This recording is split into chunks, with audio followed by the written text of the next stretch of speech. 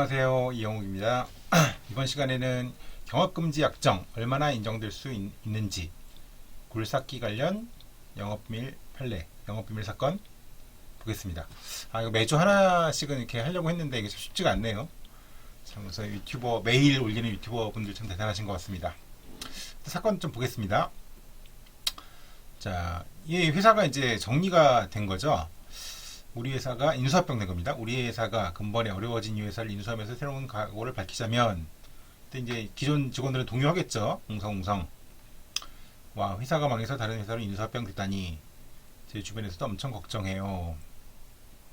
굴삭기 회사였는데, 굴삭기 등 건설기계 제조회사였는데, 자, 우리도, 그러니까 이제 기존 다니던 사람들이 회의를 하는 거죠.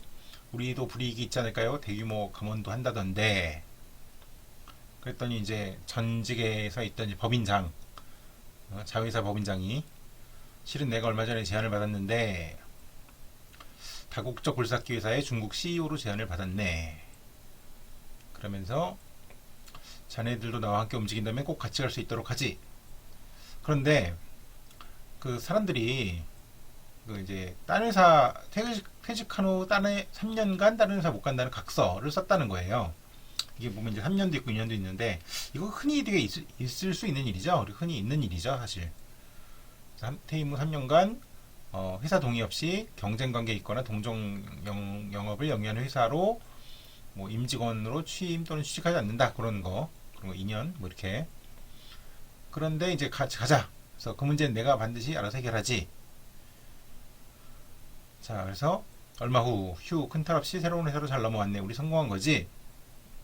라고 했는데, 이분들이 이제 새로운 회사가 이제 딴 다국적 회사의 북경 사무소 총재, CEO, 부총재 등으로 이제 간 거예요.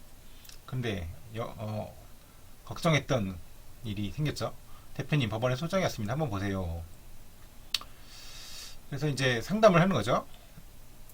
기존 회사가 이제 이직한 사람들 말고 이제 원고 회사가, 자, 이직자들은 회사의 중국 법인장, 영업전략부장, 상해지사장 등으로 비중 있는 역할들을 했고, 명확히 3년간 또는 2년간 경업관계 회사에 취직하지 않기로 경업금지 약정을 했습니다. 라는 거고, 퇴직자들은 저희가 경업금지 약정을 위반해서 이직한 것은 맞지만요. 그건 인정하지만 아무런 대책도 없이 3년이나 되는 긴 기간을 뭐 하면서 지내라는 건가요? 너무하네. 라는 거죠. 법정에서는 이직자들이 회사에서는 기존 회사 3년간 굴삭기의 제조, 판매, 영업 관련 업무를 하는 걸 금지해달라.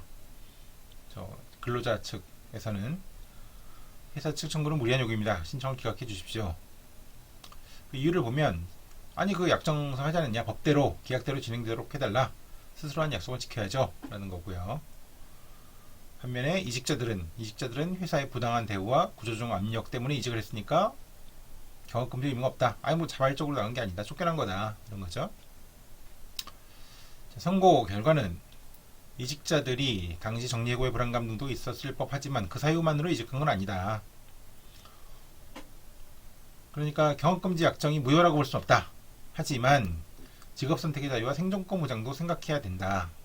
그래서 결국 약정상 3년은 이직자들의 권리를 지나치게 침해할 우려가 있다. 이직자들의 경업금지를 인정하되 기간은 퇴직 후 1년으로 제한하겠습니다. 그러니까 3년, 지금 그 판례 경향을 보면 3년이 거의 맥시멈입니다. 그리고 그냥 보통의 경우라면 3년까지 인정 안 하고요. 1년 내지 2년 이렇게 인정하고 있습니다. 이기긴 했지만 1년은 너무 짧지 않나요? 뭐 재판하다 보면 1년 금방 가거든요. 그래서 이겨봤자 소용없는 결과 될 수 있는 거죠. 지긴 했지만 1년이 되려면 이제 일주일 정도 남았네. 정말 이게 사건 보면 일주일 남겨놓고 결정이 났습니다. 참, 그러니까 허무한 거죠. 이겨도. 자, 그럼 판례 내용 한번 보겠습니다. 경업금지 약정의 제한이 가능한지. 경업금지 약정은 직업선택의 자유와 근로자의 권리 등을 제한하는 의미가 있으므로 근로자가 사용자의 약정에 의해 경업금지 기간을 정한 경우에도 보호할 가치 있는 사용자의 이익, 근로자의 퇴직 전 지위, 퇴직 경위, 어떻게 퇴직을 했는지, 근로자에 대한 대상 제공 여부, 그러니까 뭘 줬는지, 나가면서 딴 데 취직하지 말라고 뭘 줬는지, 이게 아주 그 제공 여부 등 재반 사정을 고려해서 약정한 경업금지 기간이 과도하게 장기라고 인정될 때에는 적당한 범위로 금지 기간을 제한할 수 있다. 그 3년 해도 뭐 10년을 해도 1년으로 법원이 보고 줄일 수 있다는 거죠. 이 사건의 경우 어떠냐? 신청인회사의 경영진이 교체되는 시기에 느꼈을 정리해고 등에 대한 불안감도 퇴직 이유 중 하나였을 것으로 보이고 경업금지 약정을 지키는 데 따른 대가 제공에 관한 약정이 없었다. 그러니까 뭐 그걸 지킨다고 해서 회사에서 좀 뭐 보너스를 더 준다거나 그런 게 없었다는 거죠. 그 밖에 피신청인들이 보유하고 있던, 그러니까 근로자들이 보유하고 있던 영업비밀 내지 영업 관련 정보 내용 등 기록에 나타난 재반 사정을 종합해서 보면 약정에 따른 피신청인들에 대한 경업금지 기간은 피신청인들의 직업 선택의 자유와 생존권을 과도하게 침해할 우려가 있다. 3년, 2년은 너무 길다. 그래서 각각 퇴직 후 1년으로 제한하는 것이 합리적이다. 그래서 원고 측 기각, 제한고 기각 3년 또는 2년 다 인정 못한다. 네, 그렇게 말을 하고 있습니다. 그러니까 이거 우리 판례들이 대체로 경업금지 기간은 근로자 입장을 많이 존중을 해주고 있어요. 그래서 그 기간 풀로 인정 안 하고요.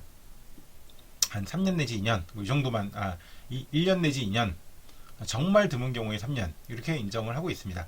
영구이보 못한다, 이건 말도 안 되는 거죠. 그래서 그 무효가 될 가능성이 크고요. 예, 그렇게 판례가 나왔습니다. 자, 제가 이제 지난달에 책 한 권 냈는데요. 유튜버를 위한 저작권 백문백답. 그래서 이렇게 만화 절반, 글 절반으로 이제 유튜브 만드는 때 생길 수 있는 법적 문제, 뭐 저작권뿐 아니라 다양한 이제 사례들을 써놨고 계약서도 9종 이렇게 다운로드 할 수 있게 제공을 하고 있습니다. 그러니까 관심 있는 분들은 한번 사서 보세요. 예, 이번 시간 이렇게 마치겠습니다. 감사합니다.